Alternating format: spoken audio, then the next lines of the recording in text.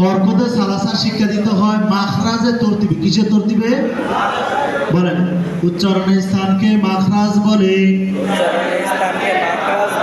উচ্চারণের স্থানকে মাখরাজ বলে।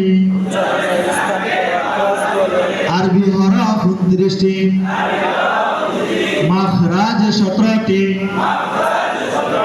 1 নাম্বার মাখরাজ হলকের শুরু হইতে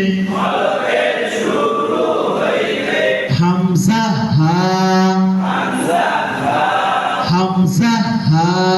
হামজা পড়াইছেন, পড়ানোর পরে এইভাবে লিখবেন, বাচ্চাদেরকে পড়াবেন।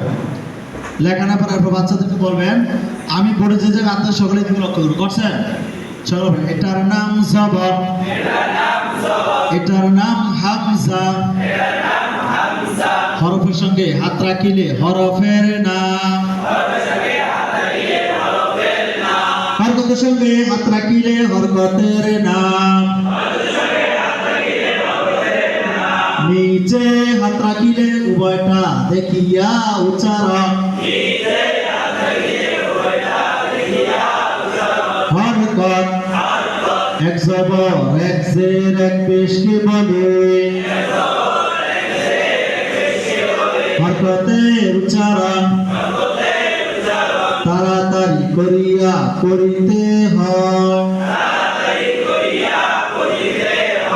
যেমন হামজা জবর আ, আ, আ, আ। এরপরে আমি বড় যে জায়গা আত্মীয় সকলে দিকে লক্ষ্য করুন। বলো তো, এটা বলতে পারবেন? এটার নাম যে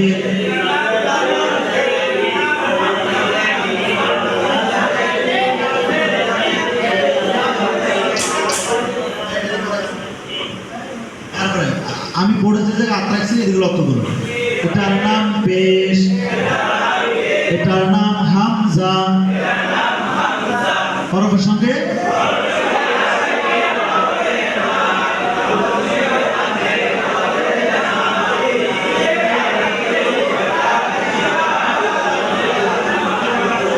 হামজা পেশ ও, হামজা পেশ ও, আ, আ, ই, ই, উ, আ ই উ, আ ই উ, আ ই উ, আ আ, আ আ, আ আ, আ ই, আ ই, আ উ, আ উ, ই আ, ই আ, ই ই, ই ই, ই ই, ই উ, ই উ, উ আ, উ আ, উ এ, উ ও। এইভাবে আপনি একবার পড়াই দিন। পড়াই দেওয়ার পরে ক্লাসে যতটা বাচ্চা আছে তাদের কি দিয়ে পড়াইবেন? আজকে পড়াইছেন হামজা দিয়ে, কি পড়াইছেন? ক্লাস কয় ঘন্টা? আগামীকালকে এসে পড়াবেন হা দিয়ে, হামজা হা।